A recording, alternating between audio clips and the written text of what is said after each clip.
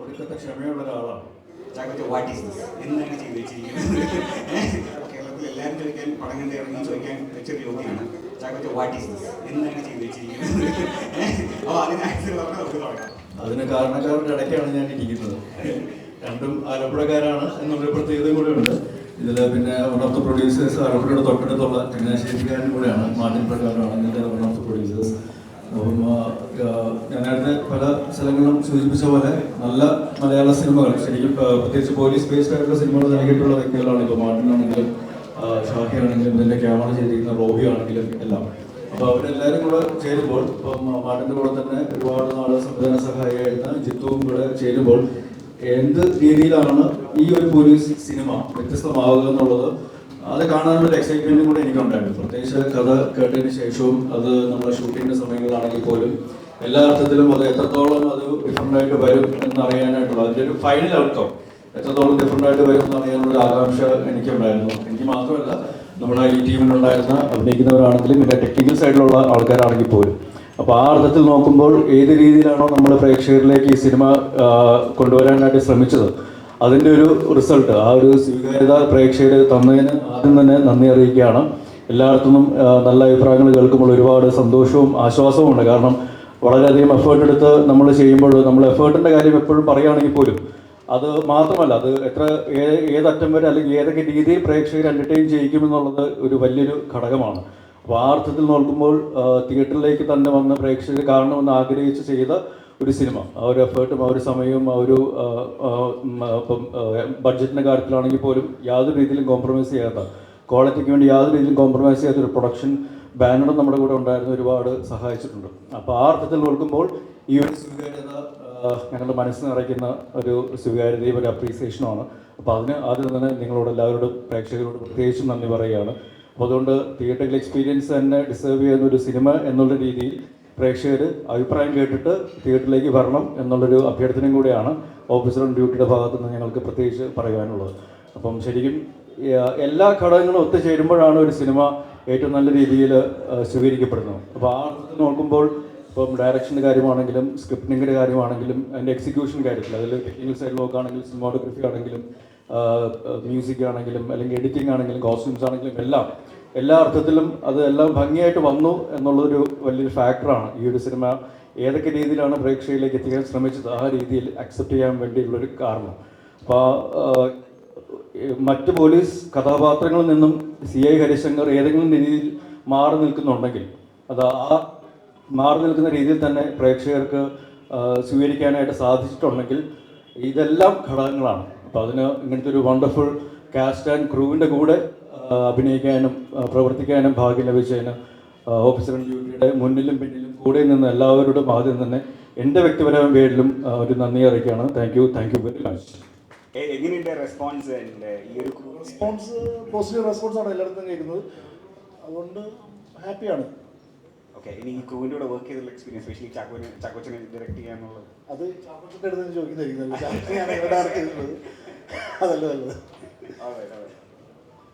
അല്ല, ജിത്തുവിന് വർഷങ്ങളായിട്ടുള്ള പരിചയം ഉണ്ടെങ്കിലും ചുരുക്കം ചില സിനിമകളിൽ ഞങ്ങൾ ഒരുമിച്ച് വർക്ക് ചെയ്തിട്ടുള്ളൂ. ഇപ്പം എടുത്തു പറയാനാണെങ്കിൽ ഓർഡിനറിയിൽ ജിത്തു അസിസ്റ്റന്റ് ഡയറക്ടർ ആയിരുന്നു. അതിനുശേഷം പിന്നെ കുറേ നാളുകൾക്ക് ശേഷം കഴിഞ്ഞിട്ടാണ് നായാട്ട് എന്നുള്ള സിനിമയിൽ ജിത്തു അസോസിയേറ്റ് ആയിരുന്നു. അപ്പോൾ ആ സമയത്താണ് വീണ്ടും ഒരു സിനിമ ചെയ്യണം, നായാട്ടിന് ശേഷം ഒരു ഷാഹിയുടെ സ്ക്രിപ്റ്റിങ്ങിൽ ജിത്തുവിൻ്റെ ഡയറക്ഷനിൽ മാർട്ടിനും കൂടി ഇൻവോൾവ് ചെയ്തിട്ടുള്ള ഒരു സിനിമ ചെയ്യണമെന്നൊരു ആഗ്രഹം ഉണ്ടാവുകയും അത് നിരന്തരമായി ഞാൻ നിർബന്ധിക്കുകയും കൂടി ചെയ്തതിൻ്റെ അടിസ്ഥാനത്തിൽ ഉണ്ടാകുന്നതാണ്. പക്ഷേ ഇവരെല്ലാവരും കൂടെ ഒത്തുചേരുമ്പോൾ ഞാൻ നേരത്തെ സൂചിപ്പിച്ച പോലെ ഏതൊക്കെ രീതിയിൽ അവർ ചെയ്ത മുൻകാല സിനിമകളിൽ നിന്നും ആ സിനിമയും കഥാപാത്രവും വ്യത്യസ്തമാകും എന്നുള്ളൊരു വാശി, എന്നെക്കാൾ കൂടുതൽ വേണമെന്നുള്ളൊരു വാശി അല്ലെങ്കിൽ ആഗ്രഹം അവർക്ക് എന്നെക്കാൾ കൂടുതൽ ഉണ്ടായിരുന്നു എന്ന് വേണം മനസ്സിലാക്കാൻ. അപ്പോൾ അതിൻ്റെ ഒരു ആകത്തുകയായിട്ടാണ് ഹരിശങ്കറും ഈ ഓഫീസർ ഓൺ ഡ്യൂട്ടിയും സ്വീകരിക്കപ്പെടുകയും ചെയ്യുന്നത്. ഇതിൽ ജിത്തു എന്ന ഡയറക്ടറെ പറ്റി പറയുകയാണെങ്കിൽ എന്താണ് വേണ്ടത് എന്നുള്ളത് വ്യക്തമായിട്ട് അറിയുകയും അത് നേടിയെടുക്കാൻ വേണ്ടി, അത് ആ ആക്ടറിൽ നിന്നും അല്ലെങ്കിൽ ആ ടെക്നീഷ്യനിൽ നിന്നും നേടിയെടുക്കാൻ വേണ്ടി ഏതറ്റം വരെ പോകാനായിട്ട് ഒടുക്കത്തെ ക്ഷമയുള്ള ഒരാളാണ്.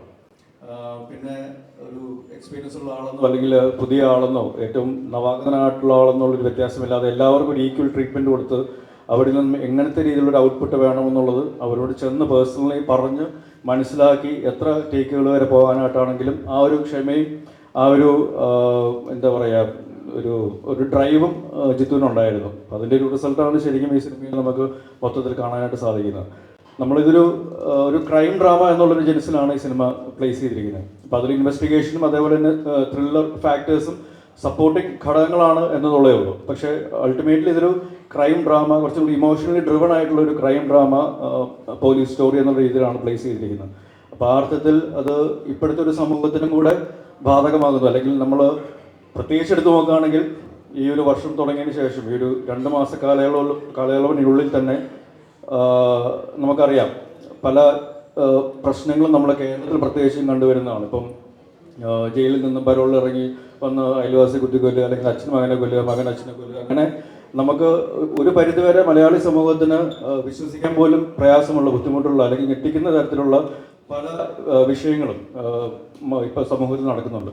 അതിൻ്റെയൊക്കെ മൂല കാരണം എന്താണ് എന്നുള്ളതും അത് എന്തുകൊണ്ടാണ് നമ്മുടെ ഇപ്പോഴത്തെ ജനറേഷനും അല്ലെങ്കിൽ ഇപ്പോഴത്തെ ഒരു സമൂഹത്തിനും ബാധിക്കുന്നത് എന്നുള്ളതും ഈ സിനിമയിലൂടെ നമ്മൾ പറഞ്ഞു പോകുന്നുണ്ട്. പക്ഷെ അതൊരു ഒരു പ്രീച്ചിങ് രീതിയിലല്ല, കുറച്ചും കൂടെ എൻ്റർടൈനിങ് ആയിട്ടുള്ള, കുറച്ചും കൂടി ഇമോഷണലി ഡ്രിവൺ ആയിട്ടുള്ള രീതിയിലാണ് പറഞ്ഞു പോകാൻ ശ്രമിച്ചിട്ടുള്ളത്.